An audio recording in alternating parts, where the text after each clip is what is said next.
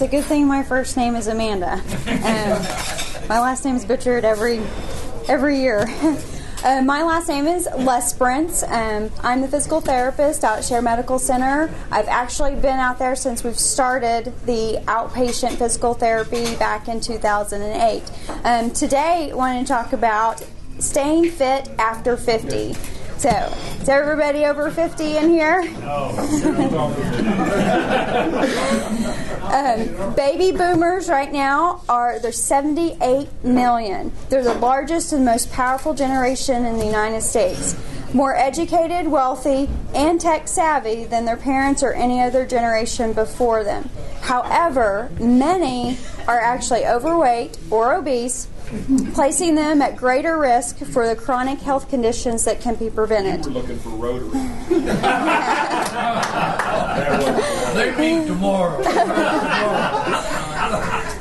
They'll probably have me speak there. I'll let them know you said that. We'll send you over. Okay.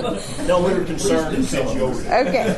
As we age, we unfortunately begin to decline in our physical activity, a lot of times our flexibility, our strength, and also our balance. Even for the most determined baby boomer, a decline of these aspects makes staying fit after 50 a challenge. There's about 70% of the adults, ages 50 and older, that are physically active. But statistics show that every year, almost 2.5 million baby boomers go to the emergency room for over-exercising. As we think, we did that 20 years ago, we're going to go in and do this, and then wind up having symptoms that are similar to a heart attack or overexertion or staying out in the heat too long. So, 30% of our baby boomers believe that some of the greatest financial risk during retirement is the unexpected cost of out-of-pocket costs and expenses secondary to a major health event. They're saying by 2030, approximately 60% of baby boomers will be managing some type of chronic condition. There's some baby boomers that report about 10% that they don't do much physical activity. I don't know if that includes this group or the Rotary group you said. They say at least a few days a month, and then there's a percentage that's about 11% that say they never are physically active. This is important because baby boomers have an average of at least 2 medical conditions such as hypertension, obesity, high cholesterol, and diabetes. So, that being said, one of the biggest things, unfortunately, when we age, our physical activity is just as important as when we're younger. You don't recuperate and get through things as fast as you did before, or wake up and think, what hurts today? Or get out of the chair and think, that took a little bit longer than it did 5 years ago. So, physical activity, the Department of Health and Human Services recommend at least 150 minutes a week of about moderate intensity. Those under 65, that kind of contributes to them being 150 minutes. When we're over 65, they are saying now that 330 minutes a week is more appropriate and needed more because that's slowing down some of the changes that are affected just with the aging process. And I know with schedules, it's hard to think, being consistent and getting that exercises in. Even doing like 10 minutes of a bout of exercise continuously and kind of fitting that into your daily routine is a good way to get that in versus thinking, I have this many minutes to have to exercise, because we tend to, just with our busy lifestyles or after retiring, we say, we're busier than what we were when we worked. It's important to try to get that back into your daily routine, just as brushing your teeth, doing chores around the house. It's important just to incorporate that and make it part of your daily routine, and that's going to let you be more consistent with it. Some of the examples are walking. Some people like to walk on the treadmill or use the wellness center or walking outside, and you have to have a really brisk walk that's usually 3 to 4.5 miles per hour with that. Walking to work or class or walking to the store are some examples. Walking your dog, bicycling. So you don't have to think about being a real high intensity impact type activity, but but at least getting some physical activity in. Shoveling some light snow, raking leaves, gardening, your honey-do lists from your wife. Sometimes those are things that just keeping you active too. One of the things that also is looked at is avoiding cigarette smoking, reducing the blood pressure, reducing body weight, just to help increase your longevity. Increasing your physical exercise will help all of those factors. Quitting smoking is also associated with 41% lower risk of mortality than if you continue to smoke. So it's never too late with that. And that also leads into hypertension and other medical conditions as well that make your everyday routines a little bit more difficult to do. So maintaining also your body mass, a lean body mass to help decrease mortality rate, even if it's a recent change. That's going to make a big difference on keeping you more active and more mobile and less expenses of having to go to the doctor or having any other injuries to your body as well. So some of the things with physical therapy, and as a physical therapist, when you work with them, we can help you optimize movement, achieve and maintain what your fitness goals are, because each patient's different in what their goals are, and learning how to minimize the risk of injury to yourself, and being able to do the same thing but maybe a little bit different is helping you keep that independence. You may not be able to do something you did 20 years ago the exact way, but we can help you changing your body mechanics and looking at, okay, let's try this way or an alternative way, just to help keep you safe and still be independent, because that's the worst thing you want to feel, is that loss of independence of being able to do everything you did 20 years ago or even 30 years ago. One of the other things is also body mechanics and making sure to good posture, as well as how we perform, like just the simple task of getting in and out of a car, those things, especially with those that may have back pain with that. Increasing and maintaining your flexibility. Unfortunately, a lot of times we reach down for a piece of paper or reach down to put our shoes on and we think, oh, that's a little tight there, or that took a little bit longer to get down to pick that off the floor, or getting down onto the floor and getting back up. So flexibility plays also a vital role, as well as being physically active. Some of the things physical therapists that we can do is individualize an activity plan for you, and depending on what your goals are, combating the effects of obesity or type 2 diabetes or even the hypertension, we have that knowledge to help determine what would best fit an exercise program for you, and help you establish those lifelong habits of being physically active. The other thing that also with physical therapy is the cost of what physical therapy is compared to like having surgeries or having to take pain medicines constantly. We could help prevent you having to have a surgery, or help eliminate or manage the pain that you currently have, and also reducing your need for prescription medications like pain medicine, and also those long-term side effects that those can cause. Because it may help you with the pain, but then you have the laundry list of things that you can have side effects with taking a pain medicine for that long. We also play a vital role with baby boomers maintaining an active lifestyle and preventing injury as you grow older. Through motion and mobility, that's what helps keeps us more active and keep moving. We also help prevent some of the common injuries like your tendonitis, your back pain, fractures, broken bones, and problems just reaching up into the cabinet. You think, oh, that's a little tough, or you start having trouble in your shoulder, and what we tend to do is quit using that body part if we start hurting, which actually is a negative influence on us, because then we're not getting everything done like we were before, and then we start getting stiffer and actually hurt more. So and that's where it comes into where flexibility plays a big role in how we continue to do our everyday activities as well. Increasing flexibility from stretching has been shown to decrease the possibility of injuries to your muscles, injuries to your tendons, minimizing and alleviating some of the soreness that you may have from, driving to the city for somewhere and coming back, and you're more sore from having to sit too long, or you're, at a grandkid's, play or something, or dance recital, and you're having to sit for a long time, or have to go up and down stairs to basketball games.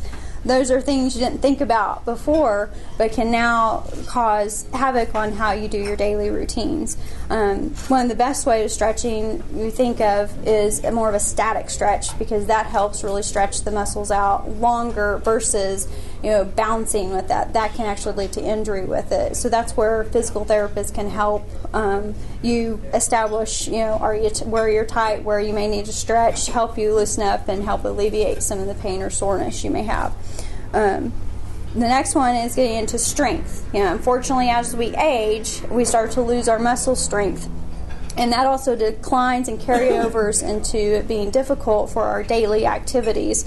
Just getting up and down out of a chair, bathing. Some people are short of breath just going up and down stairs, excited even at like their basketball games or football games. So progressive resistive training is a way to help exercise and individualize, a plan of where you have weakness and what you should do over time. And that's very crucial after 50 because of the aging process, and to help slow that down, the stronger we are. And more for women than men, but it can happen with men too, our bone loss. So then we're more susceptible to fractures and injury. And unfortunately, the older we get, it takes longer to recover from injuries than like if we were in our 20s or 30s.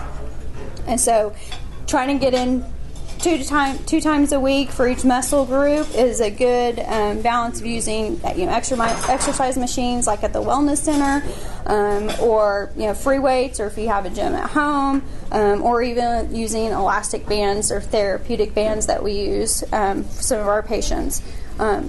All of these strengthening things that you do are going to help just do your daily routine things like stair climbing, just your walking speed. Start to notice you maybe not be able to keep up with your grandkids, or even your other siblings that may be younger, or your children. I should think of other ones. Kind of that vehicle, getting down on the floor and playing with your grandkids. You wouldn't not think about that may be difficult to do, and keeping your strength and being able to get up off the floor is pretty tough. And there's some people in their 70s that have a hard time getting up, or if they've got osteoarthritis, having the strength in your knees, for example, the stronger your muscles are around your knees, the less stress you have with that osteoarthritis, and also help you prevent from having to have knee surgery if possible with it. One of the other things that's very detrimental to after 50 is falls. So our balance starts to decline as well. And falls are the leading cause of accidental death among adults 65 years and older. They're very expensive and devastating, not only physically, but psychologically and socially. Falls that are non-fatal a lot of times lead to physical injuries like your fractures, and also decreasing your activity, your loss of confidence, and your altered lifestyle. So now that you've been really independent, and all of a sudden you fell, fractured your pelvis, now you're in the hospital and having to say yes, and then trying to get back where you can go home again. It becomes a psychological, because you feel like you've lost that independence of being able to do everything you were doing on your own, living alone, and now you're relying on everybody to do everything for you. So it's definitely harder on some people than others, and can lead to other psychological things like feeling pretty depressed about not being able to do things, or going to the coffee shop for your chatting in the morning at McDonald's or Am Pride. Those are social things that now you're not able to do, or even going to church, because we rely on our friends as being supportive as well. So balances play a major factor. There are some, just little balance things we can think of just walking and talking. We may notice that that's more difficult to do than 10 years ago with that. So balancing on one leg and then changing to the other, those are good little things you can do a couple of times a week just to challenge yourself and say, hey, can I do this or not? Because those are reaction times and you won't think about it, but you may be lifting or carrying something, trip, and you don't have that reaction time you had where you can get back up and have your balance, and then you wind up falling and fracturing something. Our balance also has a cognitive component, like I said, with being able to talk and walk at the same time and not get tripped up or fall. Believe me, it's embarrassing too that a lot of people say, well, I was just walking and then I fell and fractured my kneecap off that, and then they're set back.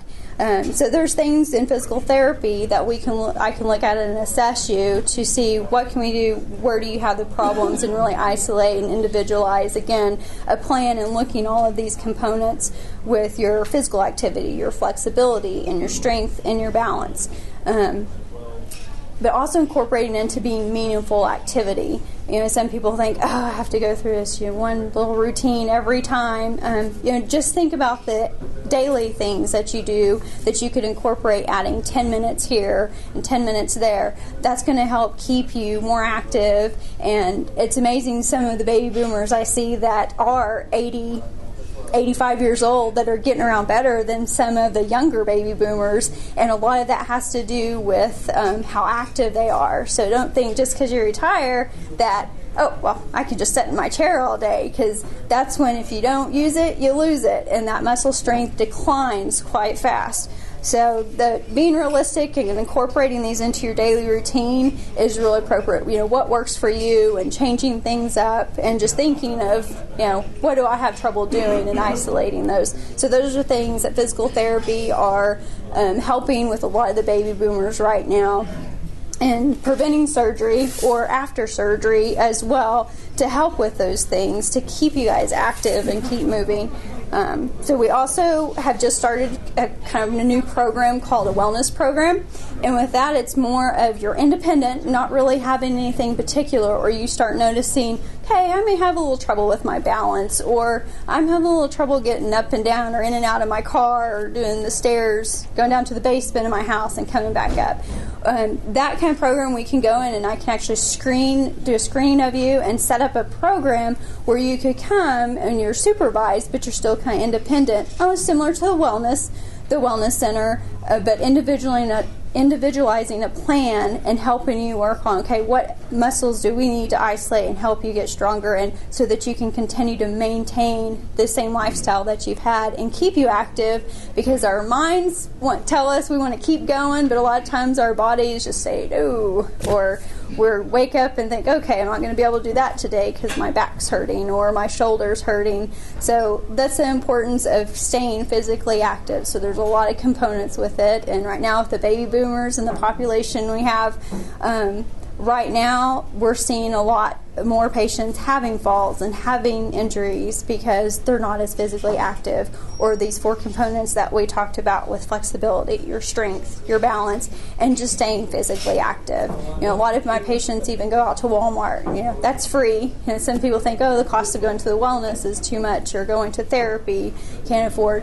Going to Walmart and just walking around before you shop or after you're shopping, things like that, that helps incorporate just that physical activity in your daily routine. So you just kind of have to step back and think that's just as important and cheaper than having to go to the ER a lot, or having to have surgery, or paying for medications and things like that. So that's pretty much all I have to say. It's fit for just being fit after 50, and it's a challenge, but it's a challenge I think that everybody can do. You just have to really have the incentive to be consistent with it, and that's important as well, to keep you guys going. All right. Any questions? I assume walking is better than just sitting in the chair, but does just a natural walk, does that really do any good as far as weight loss? They say when you walk more than like 10 minutes, you actually start burning more fat versus like looking at just weight loss and muscle tone with that. So a brisk walk, like I said, more of that moderate intensity level where you're going about 3 miles to 4.5 miles, like on a treadmill or brisk walk, that's going to help just getting that heart rate up with it. But the longer you go, if you walk for 30 minutes, that works more on your fat burning versus just looking at muscle. So you can be even at a lower intensity, and that's what's important to screen, to say, okay, I can't go that fast on a treadmill for that long, so then you have to start somewhere at the baseline and build up to that. But burning fat and you're working on obesity, the longer your more aerobic activity, which is continuous activity, like being on a treadmill or a bicycle, or if you have back pain, a lot of times bicycling or a recumbent bike is a lot easier than walking, and going for longer than 10 minutes, 20 minutes, 30 minutes, that's going to help burn that fat more and help work towards obesity. And one of the things I really hit on a lot here is our diet plays a huge role into making the right health choices, because our food today has so much preservative, sugar, and things. So, it's important to look at what we're eating as well. We all get our vitamin D from ice cream. We challenge you to go to Rotary tomorrow and find any physical specimen as well as we have here at Henry Vickers. We'll put Henry up against We'll put him against Rotary all day. Well, I'm sure they'll have me signing up to talk with them. Well, it's been a pleasure, and thank you guys for allowing me to speak with you today.